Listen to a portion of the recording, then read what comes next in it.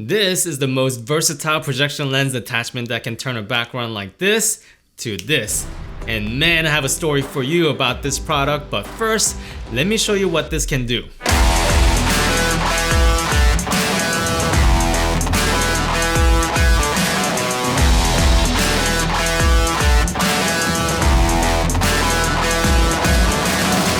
How's it going? My name is Say. I'm a content creator slash SD card maker based out in the Washington DC area. If you're new here, welcome. So I had a problem. I film a lot of talking head videos at home for my YouTube channels. Originally, I went with the paper backdrop route because it was cheap, simple, and if I wanted to move, I could just easily pack up and replicate the setup. But after video, honestly, it got boring. It just needed more texture and character. So perfect timing, SIRUI sent me this. Actually, this. Whew, hot, toasty. Force is strong with this one. Or is it this one?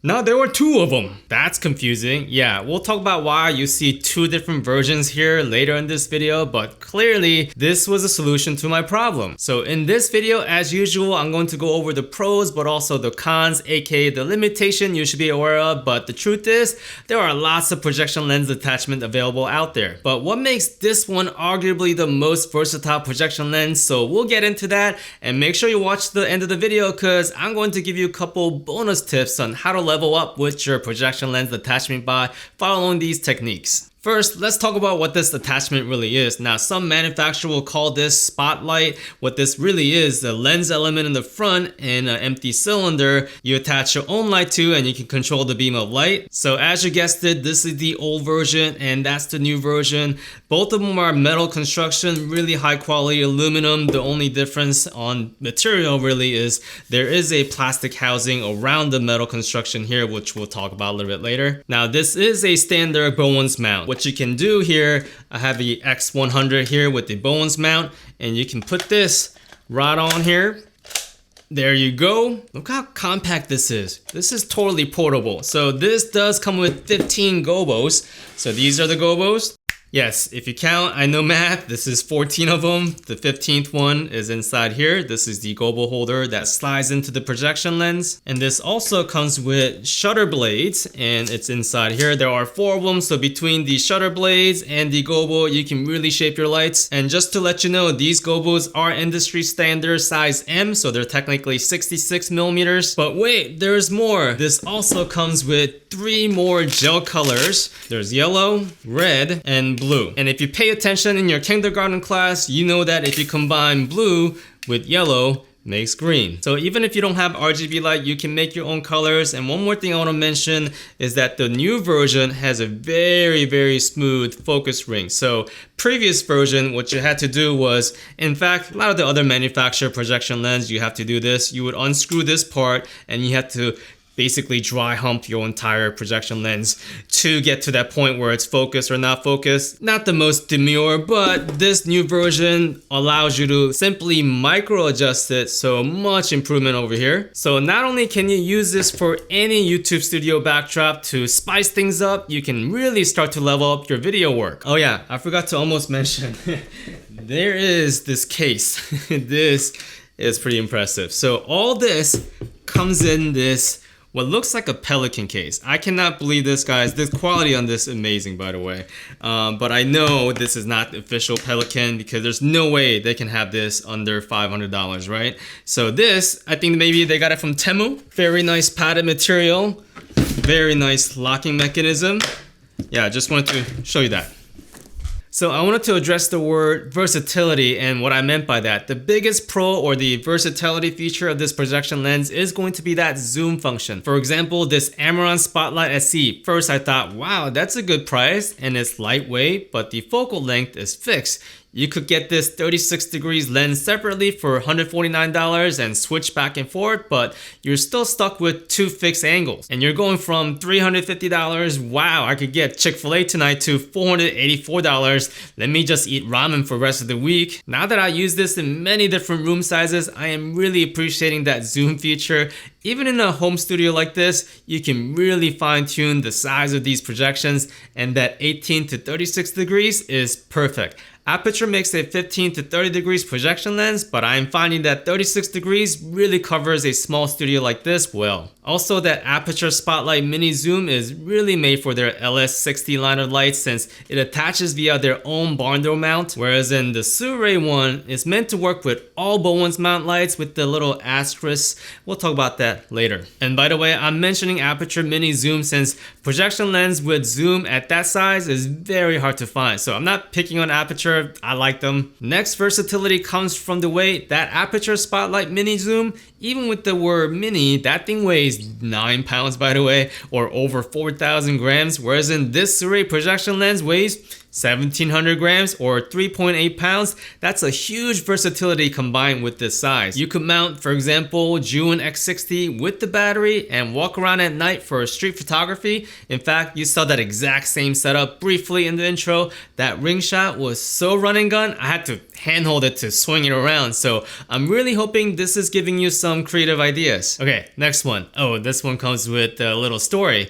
So when SIRUI sent me this projection lens first time around, like 6 months ago, they asked me to give some feedback. Typically, this is just a polite thing a brand says, but I always try to give the brand some good advice on how the product can be better. So I sent them this picture. No, that is not what you think it is. I promise I film better than I can draw. So the problem is that this projection lens doesn't come with its own yoke like some of the other brands, which makes this very compact, but at the same time, when you pair it with very small light, yeah, it's kind of front heavy. So I was thinking they should have at least a 1/4-20 somewhere on here or detachable yoke so the light can just hang from the back if it's super lightweight. I didn't think much of it since I'm just used to giving brands feedback and not much coming out of it, but SIRUI responded and said, we made a 1/4-20 mount on this unit along with some other improvements and we're going to delay the launch, and that to me says a lot about a brand. They were willing to listen to our feedback and not just launch a product when it could be so much better. So that's why there's 2 versions on my desk.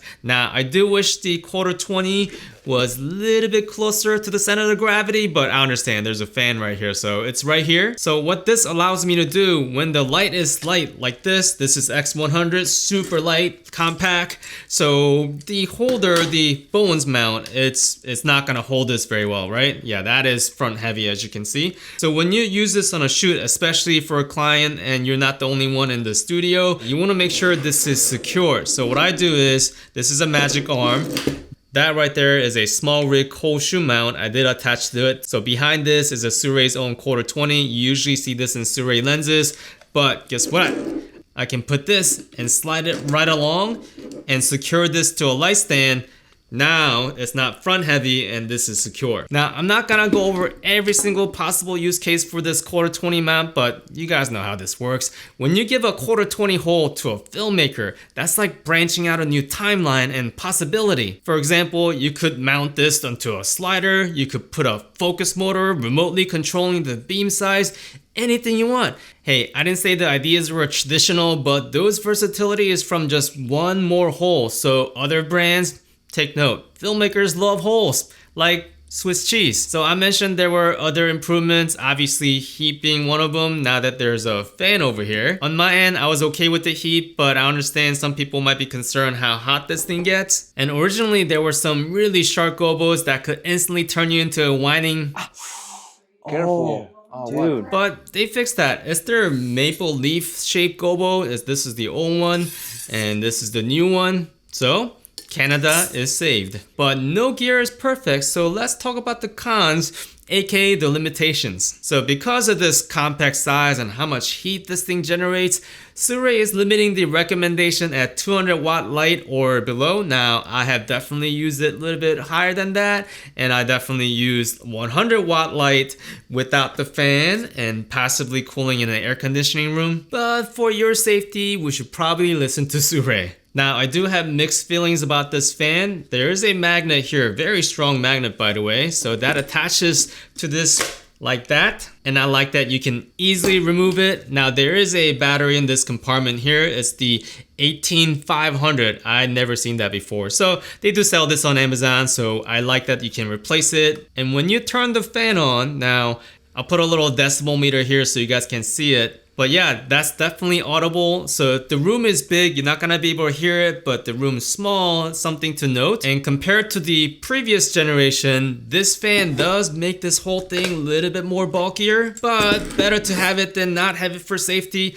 Another limitation compared to some of the other brand like Aputure, there's no iris on this unit. So you can't make the beam tiny, but you have the zoom feature for that, so it's not completely limited. And this next thing isn't unique to SIRUI when it comes to small projection lenses, but the cutter is a little finicky depending on the shape you're trying to make. Granted, I am comparing the shutter to a much bigger, larger Aputure Spotlight, which my friend Ivan owns, and we use it together. And that cutter is solid. And I mean solid, weighing over 11 pounds, but that's what I noticed about these shutter blades. It might take some time to get used to. One more limitation I found was that this bones mount did not fit my Juin G300. It was just a little too tight by hair. I told this to SIRUI, by the way, but instead of saying this is Juin's problem, they sent me this email saying they will fix this and modify the bones mount by just millimeters, so hopefully that's been fixed already, but something to note if you carry a G-series Juin lights. If anything, this projector lens has shown me the side of SIRUI that I totally respect, so